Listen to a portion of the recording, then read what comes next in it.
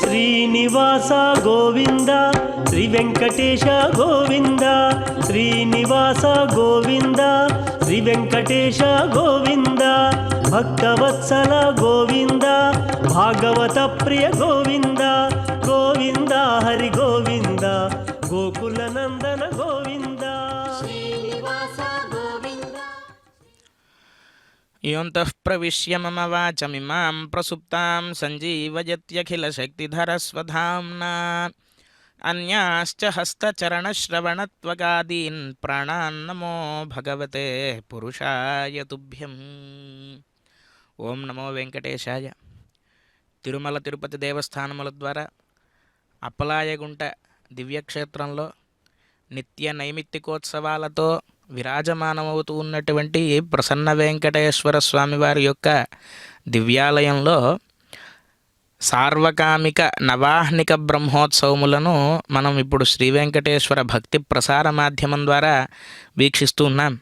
ఈ దివ్యమైనటువంటి బ్రహ్మోత్సవములలో ఈనాడు ప్రసన్న వెంకటేశ్వర స్వామివారు సత్యం జ్ఞాన సుఖస్వరూపమమలం క్షీరాబ్ధి మధ్యస్థితం యోగారూఢమతిప్రసన్నవదనం భూషా సహస్రోజ్వలం త్రియక్షం చక్ర పినాకసాభజకరాన్ బిభ్రాణమర్కచ్ఛవిం ఛత్రీభూత ఫణీంద్రమిందుధవళం లక్ష్మీనృసింహం భజే అన్న రీతిలో ప్రహ్లాదుడు అనేటువంటి భక్తుణ్ణి అనుగ్రహించడానికి స్వామివారు మత్స్యకూర్మో వరాహశ్చ నారసింహశ్చ వామనః రామో రామశ్చ రామశ్చ కృష్ణః కల్కిరేవచ అన్న రీతిలో దశావతారములలో పరమ ఆవేశిత అవతారంగా చెప్పబడేటువంటి నరసింహాకృతిని ధరించి ప్రహ్లాదుణ్ణి రక్షించి హిరణ్యకశిపుణ్ణి సంహరించినటువంటి దివ్యమూర్తి ఆ నరసింహస్వామి వారు.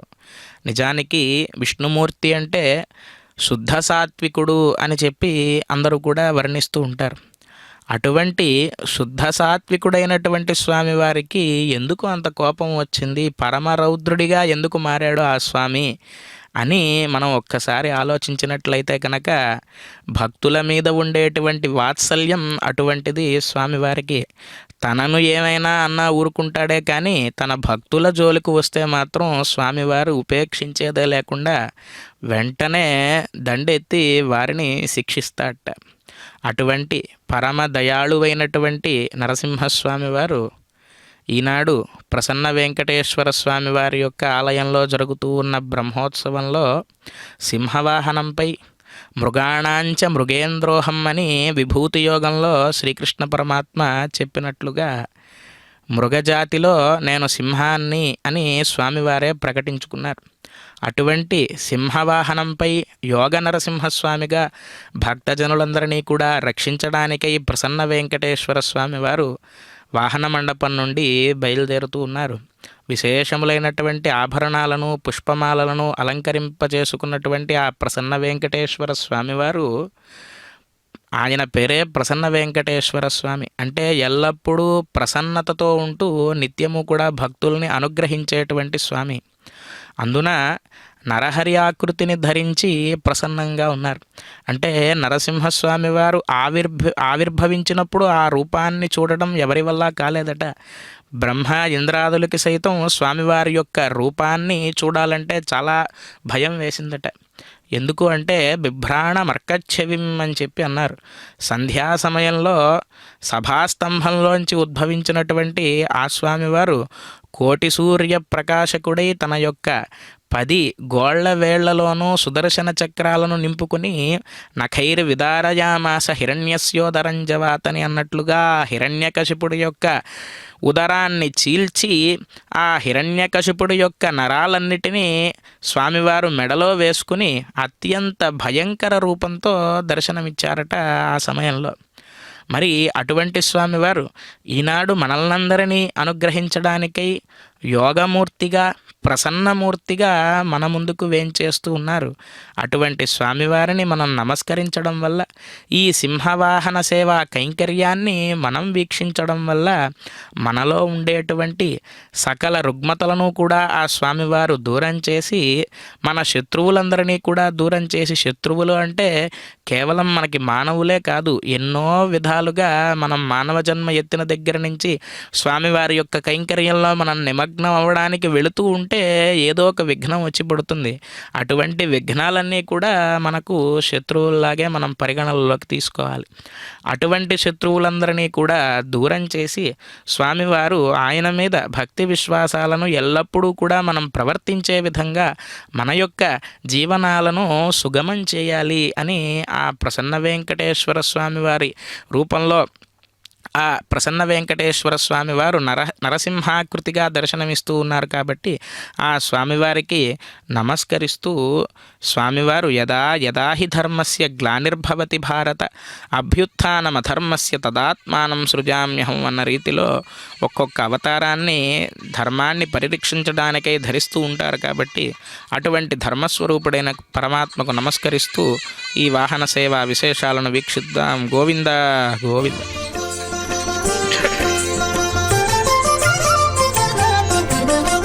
జయ జయ నృసింహ సర్వేశా, జయ జయ నృసింహ సర్వేశా, భయహర వీర ప్రహ్లాద వరద, భయహర వీర ప్రహ్లాద వరద, జయ జయ నృసింహ సర్వేశా, భయహర వీర ప్రహ్లాద వరద, భయహర వీర ప్రహ్లాద వరద, జయ జయ నృసింహ సర్వేశా, జయ జయ నృసింహ సర్వేశా.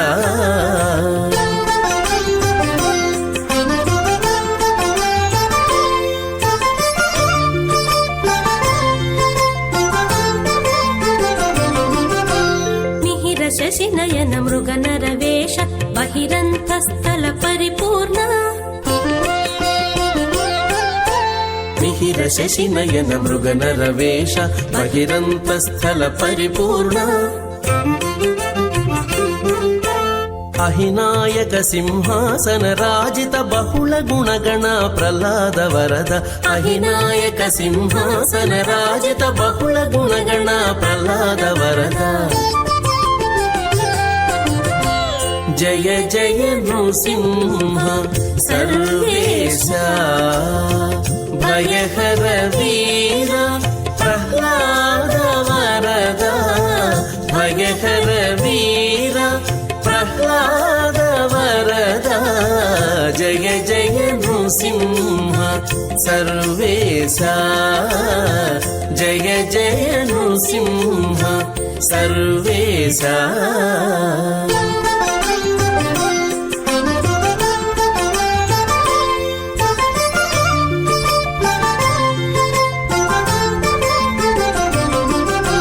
చటుల పరాక్రమ సమఘన విరహిత నిటల నేత్ర మౌని ప్రణుత,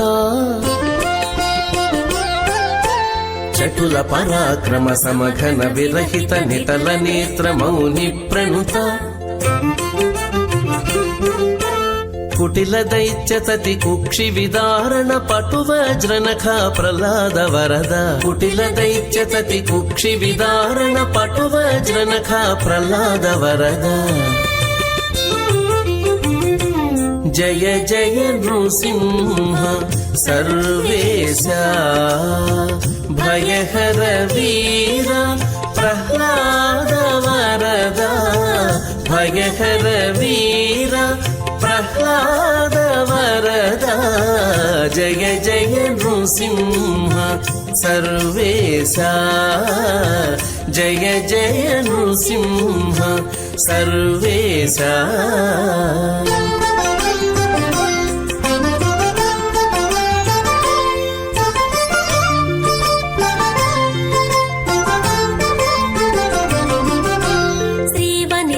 సంశ్రితవామాంక భావజ కోటి ప్రతిమాన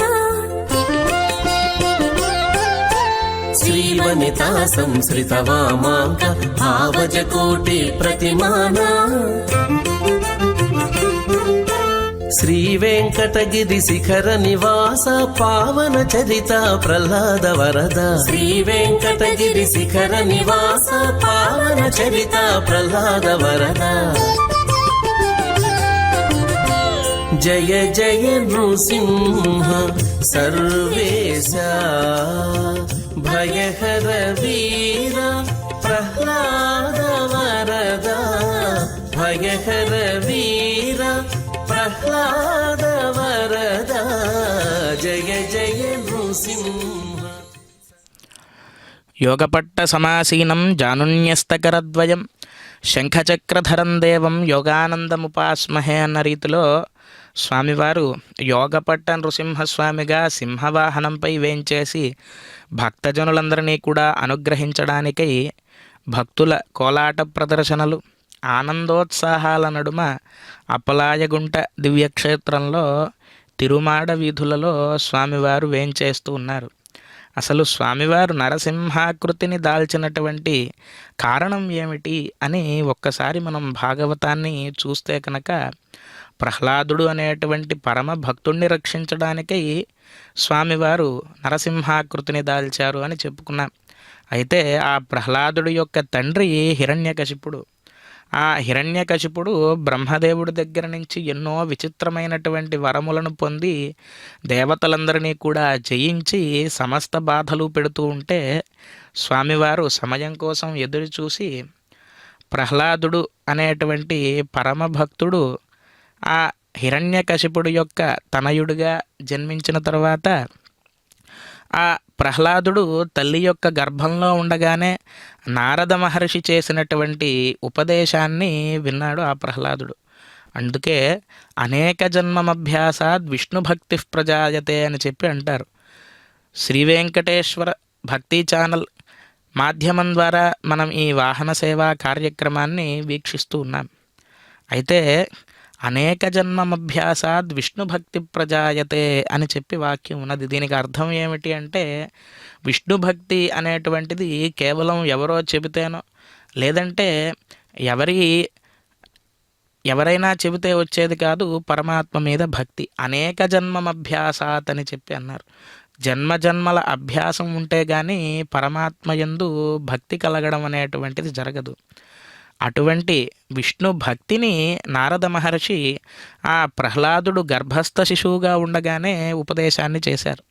అయితే పరమభక్తుడైనటువంటి నారదుడు చేసినటువంటి ఉపదేశాన్ని విన్నటువంటి ప్రహ్లాదుడు పరమభక్తుడై ఆ ప్రహ్లాదుడు జన్మించిన దగ్గర నుంచి విద్యాభ్యాసం చేయడానికి వెళ్ళినప్పుడు ఎంతోమంది రాక్షస బాలకులు ప్రహ్లాదుడి యొక్క పాఠశాలలో ఉండేవారు. వారందరికీ కూడా శుద్ధ సత్వస్వరూపుడైనటువంటి శ్రీ మహావిష్ణువు యొక్క గుణగణాలని వివరింపచేస్తూ మనం ఉండాల్సినటువంటి విధానం ఇలా కాదు, రాక్షస ప్రవృత్తితో ఉండకూడదు, జీవులను హింసించకూడదు, మనం కూడా సాత్విక తత్వాన్ని గనక అనుగమిస్తే అంటే యమనియమాసన ప్రాణాయామ ప్రత్యాహార ధ్యానధారణ సమాధులు అనేటువంటి అష్టాంగ యోగాలను మనం అవలంబించి మన జీవనాన్ని ముందుకు నడిపిస్తే కనుక స్వామివారి యొక్క అనుగ్రహం కలిగి ఇక మరలా పుట్టవలసినటువంటి అవసరం లేకుండా మోక్షాన్ని కలిగిస్తాడు ఆ స్వామి అని చెప్పి ఉపదేశాన్ని చేశాడు ఆ ప్రహ్లాదుడు. అయితే ఇదంతా తెలుసుకున్నటువంటి హిరణ్యకశిపుడు సొంత బిడ్డ అని కూడా చూడకుండా ఎన్నో ప్రయోగాలను చేయించి అంటే పాముల ద్వారా కాటు వేయించి సముద్రంలోకి తొయించి సాక్షాత్తుగా తన చేత్తో తనే విషపు పాలను ఇచ్చి ఎన్నో ప్రయత్నాలు చేసి ఆ ప్రహ్లాదుడిని సంహరిద్దామని చూశాడు హిరణ్యకశిపుడు. కానీ ఎల్లప్పుడూ కూడా ఆ ప్రహ్లాదుడి మనస్సులోని భావన ఏమిటి అంటే, ఒక చిన్న ఉదాహరణ చెబుతారు పెద్దవాళ్ళు. ఏమిటి అంటే, సైనికులందరినీ కూడా పిలిచి ఖడ్గాలతో ఖండఖండాలుగా నరికేయండి ప్రహ్లాదుణ్ణి అని చెప్పాట హిరణ్యకశిపుడు. అయితే ఎవరైనా కత్తితో సంహరించడానికి వస్తే భయపడి పారిపోతూ ఉంటాం. కానీ ఆ ప్రహ్లాదుడు ఆ సైనికులందరినీ చూసి ఎంతో భక్తి భావనతో ఆనంద పరవశంతో ఉన్నట్ట.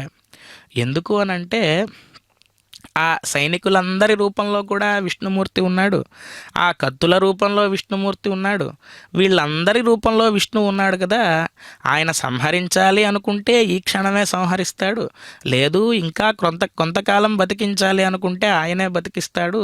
జనన మరణాలు అనేటువంటివి ఎవరి చేతిలో ఉండేవి కాదు అనేటువంటి భావనతో ఉన్నట్ట ఆ ప్రహ్లాదుడు. అయితే ఈ ప్రహ్లాదుడి యొక్క భక్తి పెరిగిపోతూ ఉంది. ప్రహ్లాదుడు భక్తి వలన హిరణ్యకశిపుడికి ద్వేషం కూడా విష్ణుమూర్తి మీద ఎంతో పెరిగిపోతూ ఉన్నది. అయితే ఒకానొక నాడు, ఎక్కడ ఉన్నాడు ఈ హరి, నువ్వు నిత్యము ధ్యానిస్తూ ఉంటావు కదా, ఎక్కడ ఉన్నాడు ఈ విష్ణువు అని చెప్పి ప్రహ్లాదుడిని అడిగినప్పుడు, విశ్వవ్యాపక శీలత్వాత్ విష్ణురిత్యభిధీయతే అని చెప్పి అన్నారు కదా. ఇక్కడ ఉన్నాడు, ఇక్కడ లేడు అనేటువంటి భావన మీకు వద్దండి. అయితే ఇందుగలడు అందులేడని సందేహము వలదు, చక్రి సర్వోపగతుండు, అన్నిటా కూడా నిండి ఉన్నాడు. వేదం కూడా చెబుతూ ఉన్నది, అనోరణీయాన్ మహతో మహీయాన్ అని చెప్పి అణువులోనూ కూడా నిండి ఉన్నాడు.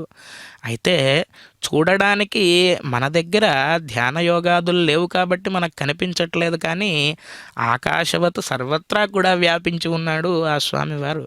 నిజానికి మీరన్నట్లుగా దైవమే లేకపోతే కనుక ఈ సూర్యుడు ఉదయిస్తూ ఉన్నాడు సమయానికి, వర్షములు సమయానికి పడుతున్నాయి, ఈ ఆకాశం పైన ఉండకుండా నేల మీద ఎందుకు పడిపోవట్లేదు, ఇత్యాది విషయాలన్నింటినీ కూడా తన తండ్రికి బోధించి ఆ విష్ణు తత్వాన్ని చెప్పేందుకు ప్రయత్నం చేశాడు ప్రహ్లాదుడు. కానీ ఆ తండ్రికి అర్థం కాలేదు.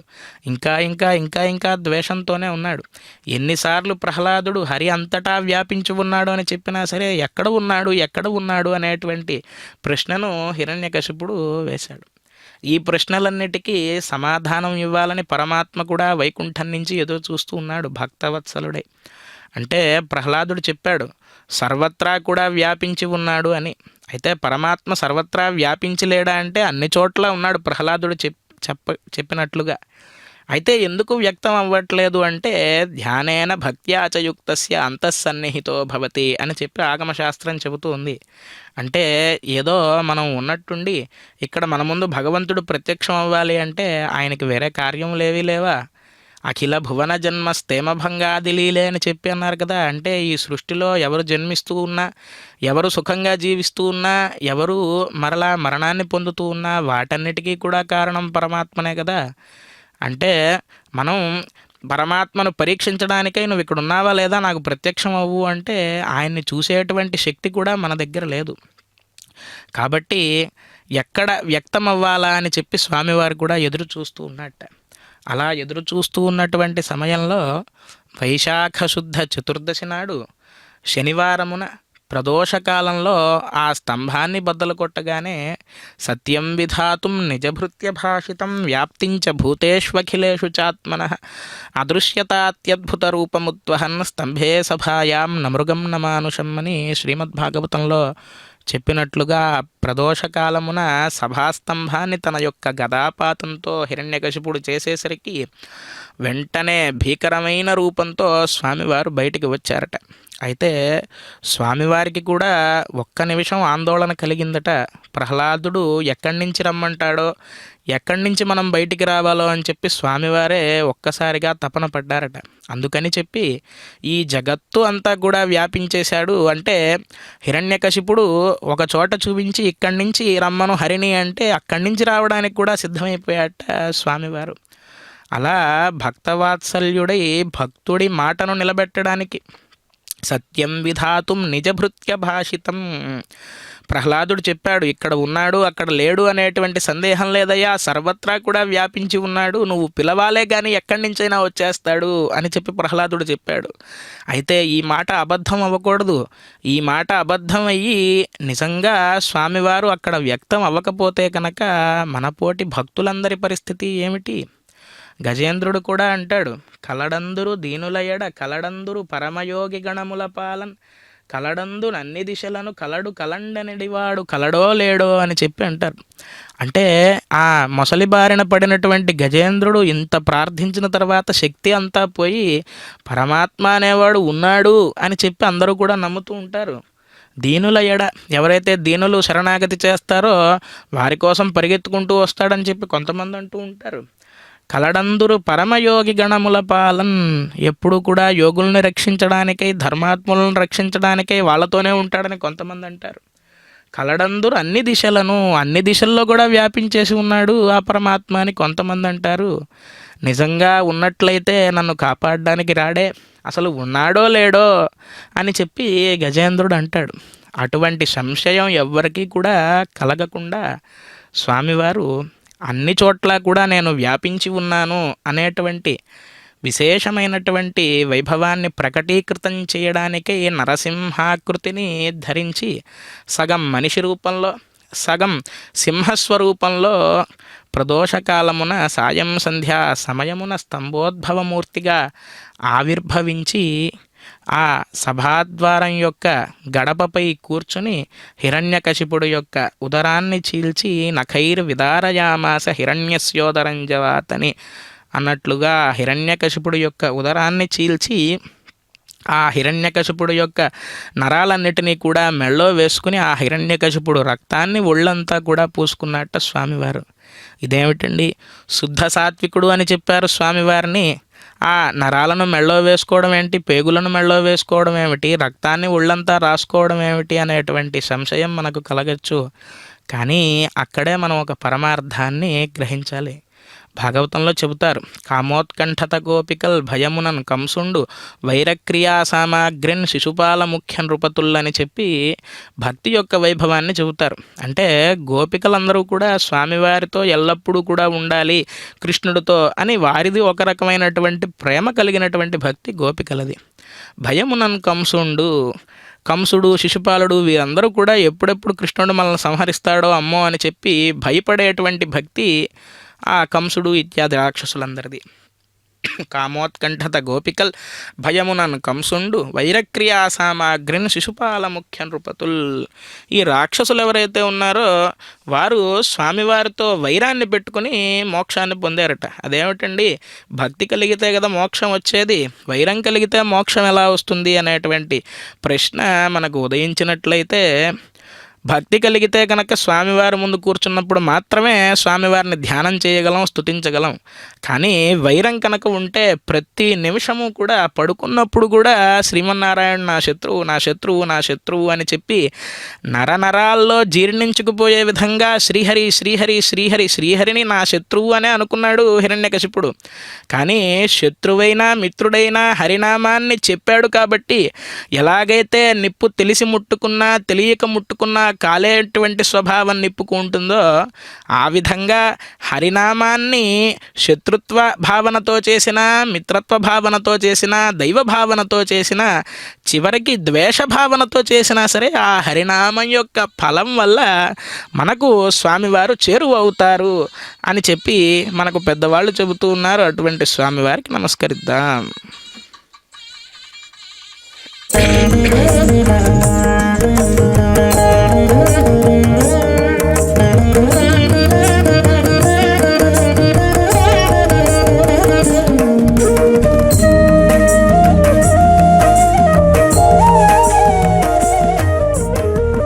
వాడుగదే ప్రహ్లాదవరదుడు వాడుగదే ప్రహ్లాదవరదుడు నాడు ఆడిన మాటలకు నవ్విని చూడరే వాడుగదే ప్రహ్లాదవరదుడు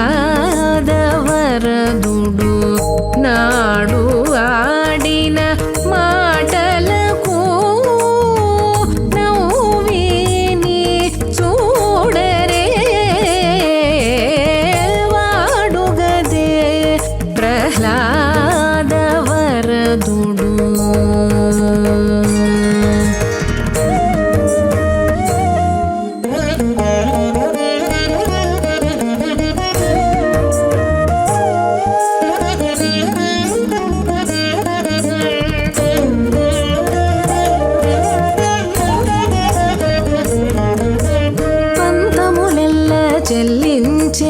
ప్రహ్లాద వరదుడు వంతుకెక్కించే ప్రహ్లాద వరదుడు